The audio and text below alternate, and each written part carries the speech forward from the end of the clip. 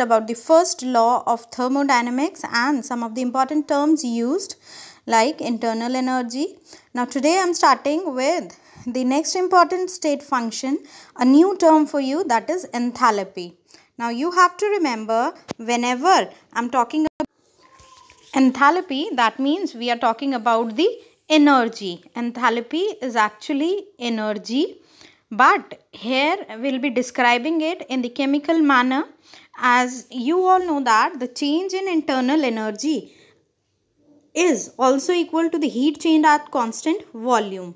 Now today you'll get to know that another important state function is there that will be describing in terms of change in in terms of heat absorbed at constant pressure. We all know that whenever we are doing some reaction, we don't do the reaction in the closed flask. That means the volume is not always constant, but the atmospheric pressure is constant. So a new term need to be defined in order to do the reactions at you can say when the reaction is being done at constant pressure.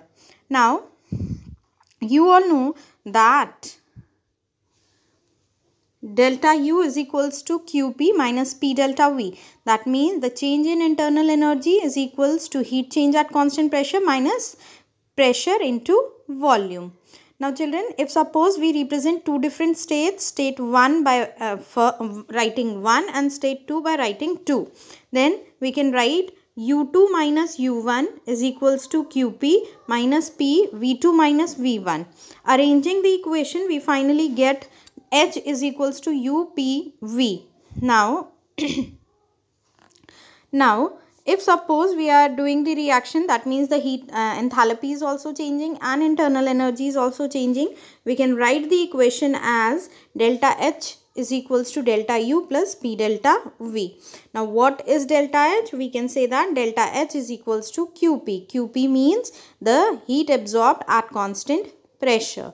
Now you have to remember that whenever we are writing about whenever we are writing an exothermic or an endothermic reaction, we have to indicate this sign of delta H.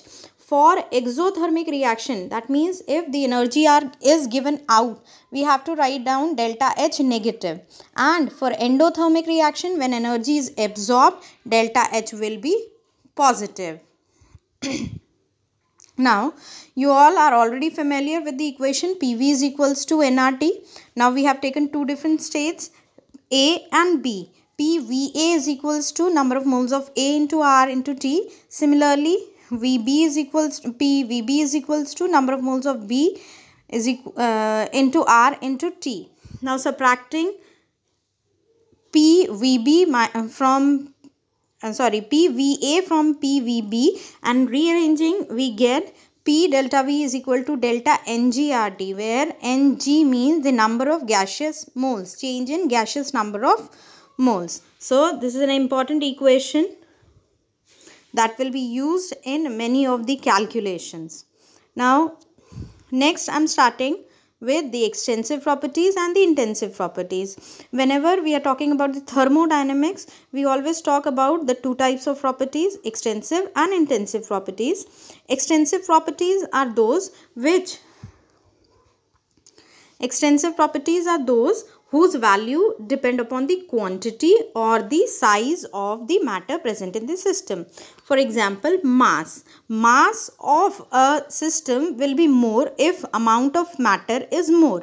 Mass will be less if amount or quantity of matter is less. Similar is the case with volume, internal energy, enthalpy, heat capacity, etc. So such property whose value depend upon the matter present in the system, quantity or size of matter present in the system, they are called extensive properties. And those properties whose values are independent of the quantity or size of matter present, they are called the intensive property. Example, temperature. Temperature of the system remains same whether we have more amount of that substance or lesser amount of substance. Similarly, density also remains the same. Pressure, individual pressure if we see, will also remain the same. Children, there is another molar property that is denoted by xm and is the value of an extensive property. Xm for 1 mole of a system, you can write it as x upon m, that is zeta upon m, and is independent of the amount of matter. Now children, let us now explain in detail. For example, a gas at volume V and temperature T is enclosed in this container.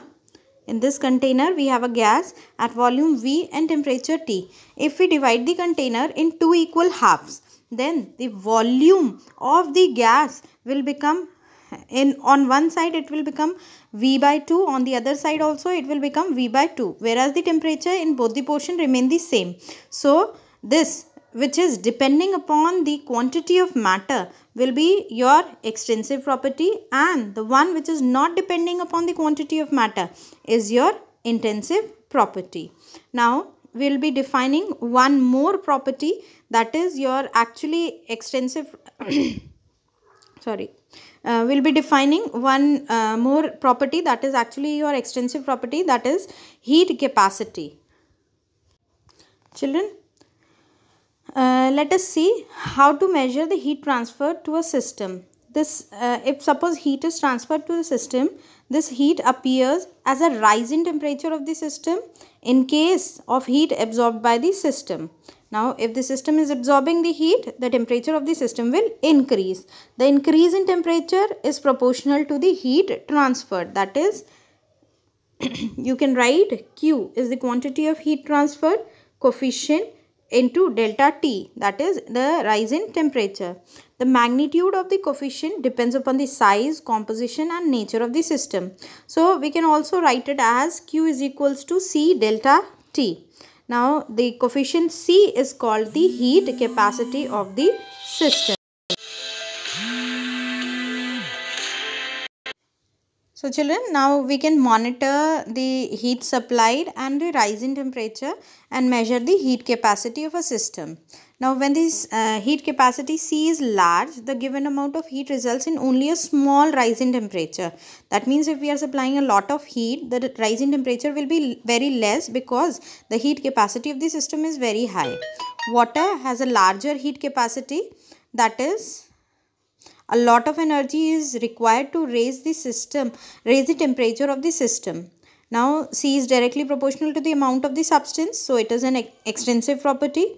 The molar heat capacity is actually the quantity of heat required to raise the temperature of a substance by 1 mole. This you all should note it down and write down in the form of notes, that the molar heat capacity, the molar heat capacity of a substance is actually heat capacity divided by the number of moles and is equal to the heat required to raise the temperature of 1 mole of a substance by 1 degree. So it is molar heat capacity. Now next important term is your specific heat capacity, also called the specific heat, and is the quantity of heat required to raise the temperature of 1 unit mass of a substance by 1 degree. Now for finding out the heat Q required to be raised the temperature of the substance, that means temperature should increase by some unit. Now we multiply. Now Q is equals to C into M into delta T, or you can say C, the specific heat capacity, into delta T. Now next important is to find out the relationship between Cp and Cv, that the heat capacity at constant pressure, heat capacity at constant volume. Now we all know that at constant volume the heat capacity C is denoted by Cv, and at constant pressure it is denoted by Cp. Now we can write down the equation Qv, that is the heat supplied at constant volume, is equal to heat capacity at constant volume into delta T. Now it can also be written as delta U, that is the change in internal energy. Similarly, the heat supplied at constant pressure is Cp delta T is equal to delta H. We have done in the previous session. Now the difference between Cp and Cv can be derived from the ideal gas equation. Now, we all know delta H is equals to delta U plus P delta V. Now, delta H is equals to PV is written as RT for 1 mole. We can write it as RT, N is 1. Now, delta H is equals to delta U plus R delta T. Now, in this equation, we have to put these two values. This and this we are putting in this equation and we get this equation. So, by rearranging, taking delta T, cutting delta T, taking it common and cutting, we get Cp is equals to Cp minus Cv is equals to R. This derivation is important and you all have to learn this derivation. Now children, the next important thing is the enthalpy change of a reaction. Now different types of enthalpies are there. Now whenever reactants change into the product, the enthalpy change accompanying the reaction is called the reaction enthalpy, and the enthalpy change in the chemical reaction is given by delta HR, that is the change in enthalpy of the reaction. It is equal to the enthalpy of product minus enthalpy of reactant. That means the sum of total enthalpies of product minus the total enthalpy of reactants. Now, standard enthalpy of a reaction is the enthalpy change of the substance when all the participating substances, the reactants and the products are in their standard state. The standard state is that state of a substance which is there at a specified temperature and it is in its pure form at 1 bar. Next is the enthalpy change during phase transformation. Now, what is the meaning of phase transformation? That means the solid change into liquid, liquid change into gas, and the reverse also. Now, we can say that the enthalpy change that accompanies the melting of 1 mole of a solid substance in standard state is called the enthalpy of fusion. Melting means fusion, and or the molar enthalpy of fusion and denoted by delta H FUS. Now next is the enthalpy of vaporization. Vaporization is taking place, that means liquid is changing into the gas. We can define it as the amount of heat required to vaporize 1 mole of a liquid at constant pressure under standard pressure, constant temperature and standard pressure is called the standard enthalpy of vaporization. Similarly, sublimation means the solid directly changes into gas or gas directly changes into the solid. We'll call the enthalpy of sublimation as the enthalpy change when 1 mole of a solid changes directly into gas or gas changes directly into solid at constant temperature and standard state, that is 1 bar of pressure.